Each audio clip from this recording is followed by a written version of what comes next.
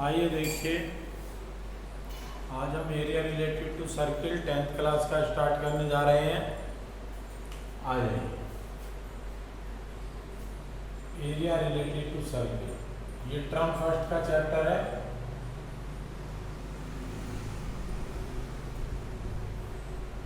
मतलब area related to circle, circle से related area find out करने हैं। और इस बार टर्म फर्स्ट में एमसीक्यूज आएंगे, तो जरा फॉर्मूलों पर ज़्यादा ध्यान देना है, क्योंकि उसके अकॉर्डिंग ही आप क्वेश्चन को सोल्व कर पाएंगे और फिर आंसर लिख पाएंगे। सपोज कीजिए एक सर्किल है,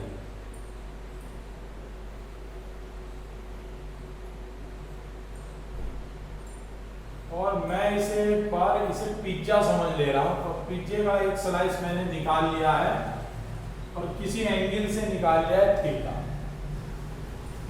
ये रेडियस आर है, सर्किल है, सर्किल में से इतना सेक्टर निकाल लिया है। तो एरिया ऑफ सेक्टर देखिए,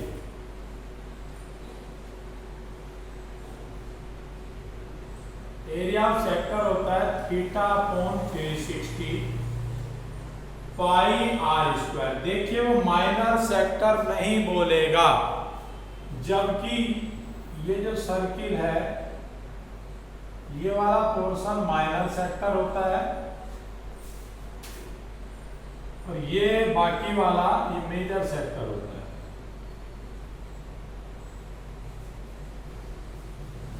ओके, ये माइनर सेक्टर है, ये मेजर सेक्टर है।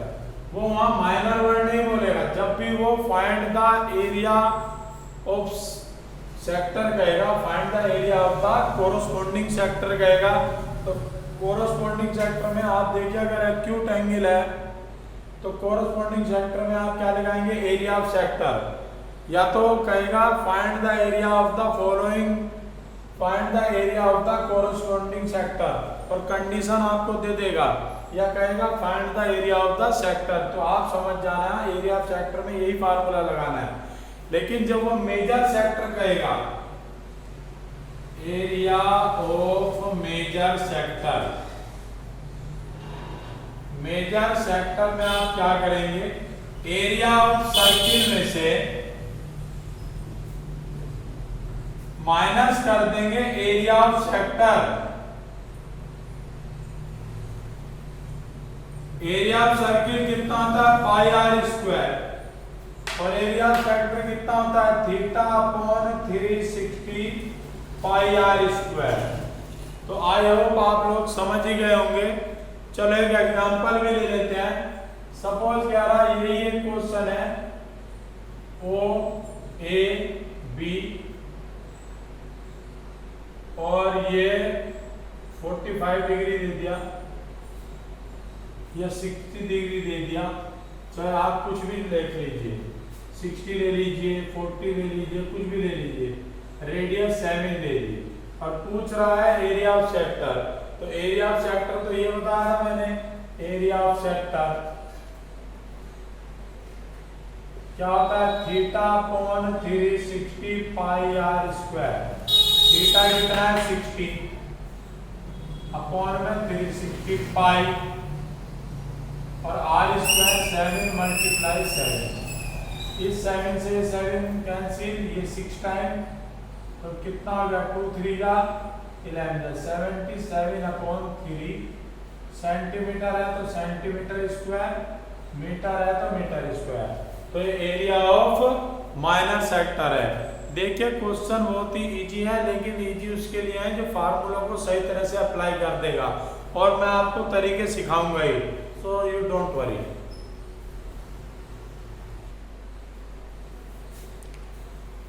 आइए अब हम माइनर सेगमेंट के बारे में बात करते हैं। Area of minor segment, area of minor segment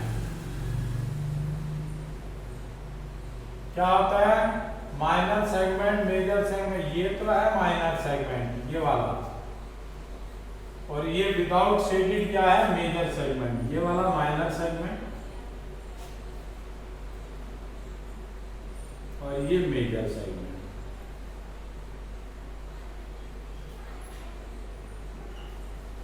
तो देखिए किस तरह से निकलता है माइनर और मेजर सेगमेंट।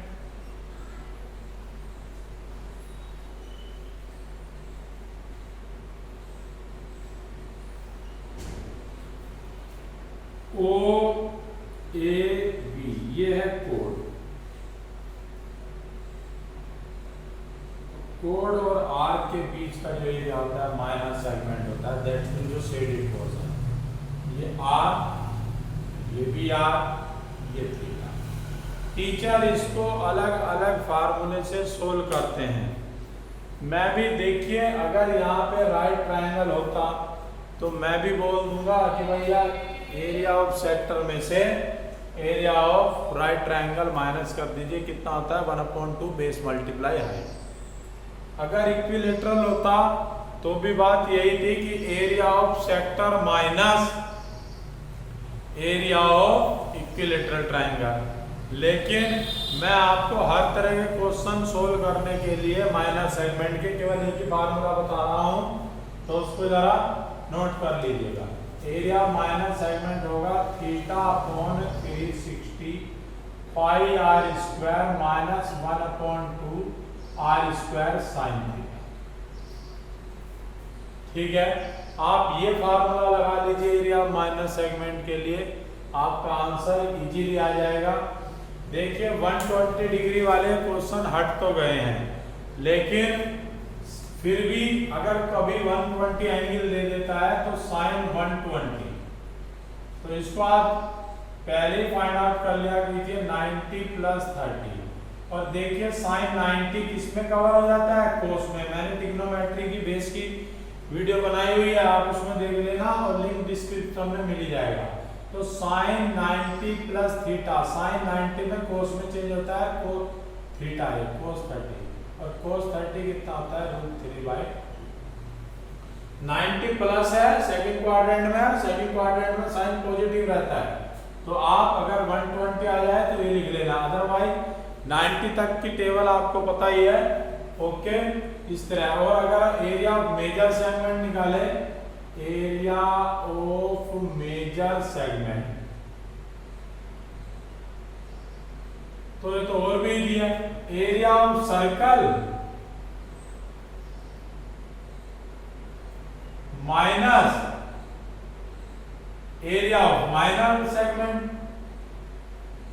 देख लीजिए इस पूरे सर्किल में से अगर मैं ये माइनस कर दूंगा तो मेजर सेगमेंट बच जाएगा, नहीं बच जाएगा? तो एरिया ऑफ माइनर सेगमेंट, ठीक है जी।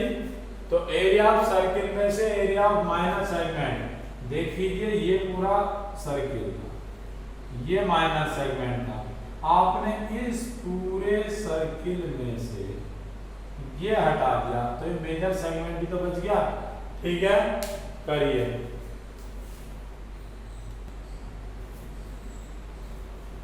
आइए अब हम लेंथ ऑफ आर्क के बारे में पढ़ते हैं।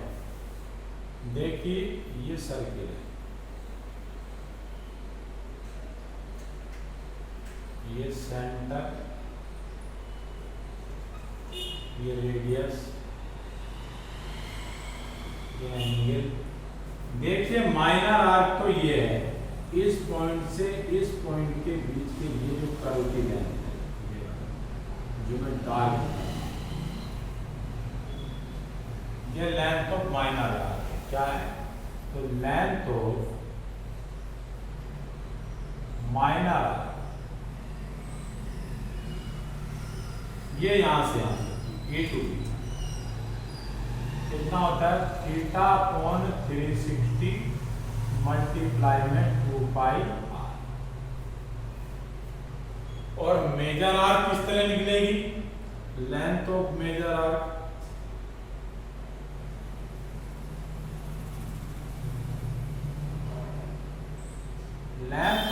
आर्क निकलेगी सर्क्यूमफ्रेंस में से। अगर सर्किल की सर्क्यूमफ्रेंस में से इतना ही माइनस कर दूं तो मेजर आर्क निकल जाएगी, नहीं निकल जाएगी? देख लीजिए ये यहां से यहां तक ये माइनर आर्क, अगर मैं सर्क्यूमफ्रेंस में से सर्किल की इसे माइनस कर दूं तो ये मेजर आर्क निकल जाएगी, नहीं निकल जाएगी? तो लेंथ ऑफ मेजर आर्क कितना होगा? Circumference of circle minus length of minor arc.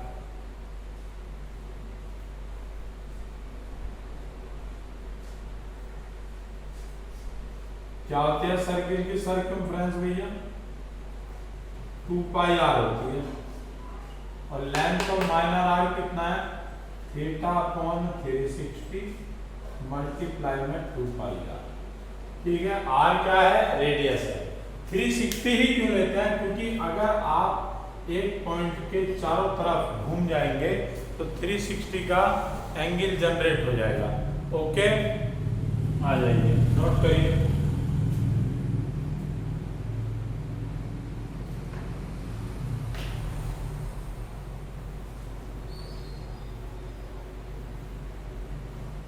देखिए, एक होता है area quadrant, area of quadrant. देखिए क्वाड्रेंट कैसे बनता है? ये सर्किल है,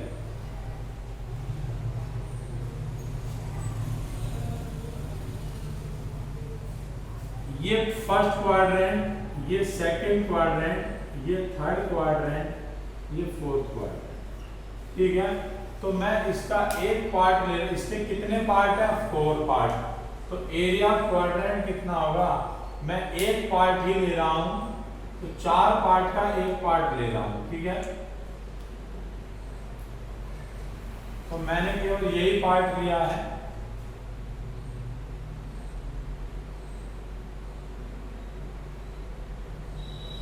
ये रेडियस, ये रेडियस।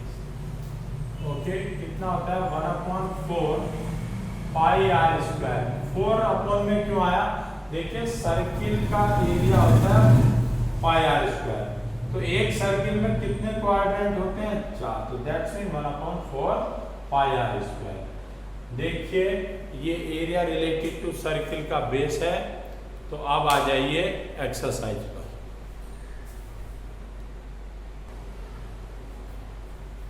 देखिए बोल रहा है the radii of 2 circle are 19 centimetre और दूसरे सर्किल की रेडियस क्या है? 9 सेंटीमीटर।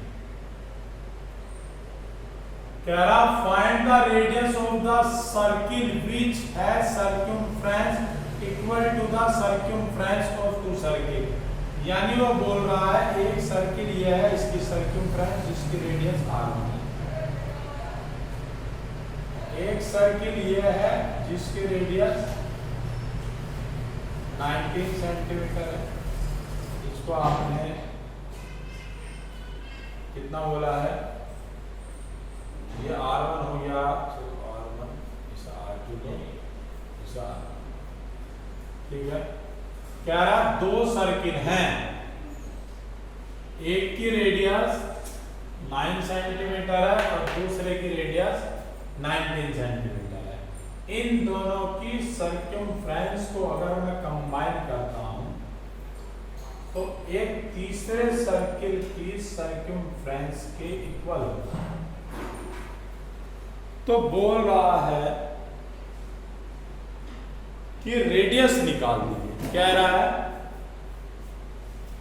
2 सर्किल हैं जिसमें पहले की रेडियस 9 सेंटीमीटर है, दूसरे की रेडियस 19 सेंटीमीटर। इन दोनों की सर्कमफ्रेंस को कंबाइन करके एक नया सर्किल बनाया गया है और इन दोनों की सर्कमफ्रेंस का सम इस अकेले की सर्कमफ्रेंस के इक्वल है। तो इसका सर्कमफ्रेंस कितना होगा? 2 पाई आर। रेडियस r1 है तो 2 पाई r1। इसका रेडियस, इसका भी सर्कमफ्रेंस 2 पाई r। तो रेडियस r2 है तो 2 पाई r2 और इसका भी 2 पाई r, क्योंकि इस बार रेडियस क्या है? r। 2 पाई कॉमन ले लीजिए तो कितना बच गया? r1 प्लस R2 और यहाँ क्या बच गया 2 पाई R। इस 2 पाई से 2 पाई कैंसिल, R1 कितना है 9, R2 कितना है 90, तो कैपिटल R, तो 28 सेंटीमीटर आ गई नहीं आ गई, तो इसकी रेडियस कितनी आ गई मेरी 28 सेंटीमीटर। इन दोनों की सर्क्यूम्फ्रेंस का सम, ये जो नया सर्किल जनरेट हुआ है इसकी सर्क्यूम्फ्रेंस के इक्वल है। करिए, देखिए सेकंड क्वेश्चन पर आइए। आज 2 ही क्वेश्चन कंप्लीट करा रहा हूं, कल हम बाकी के 3 भी कर लेंगे। कह रहा था radii of 2 circle are 8 centimetre and 6 centimetre, और इन दोनों के find the radius of the circle. मुझे उस सर्किल का रेडियस निकालना है जो इन दोनों सर्किल के एरिया के सम के इक्वल कर गया है। यानी कहने का मतलब यह है इसका एरिया R1 है तो R1 स्क्वायर, इसका एरिया R2 है तो R2 स्क्वायर, और इक्वल टू इसके एरिया R है तो कैपिटल R स्क्वायर। पाई आप कॉमन ले लीजिए, R1 square R2 square equal to pi R square. इस पाई से पाई कैंसिल हो गया। R1 कितना है 6 का स्क्वायर, R2 कितना है 8 का square equal to capital R square. 36 plus 64 equal to R square, तो 100 इक्वल टू R स्क्वायर। तो R कितना आ गया 10 सेंटीमीटर। ठीक है, आई होप तुम सबको समझ में आ गया होगा। देखिए, कमेंट किया कीजिए वीडियो देखने के बाद, और कोई अगर परेशानी है या कुछ समझ में नहीं आ रहा तो उसको कमेंट सेक्शन में लिखकर भेजा कीजिए। ओके।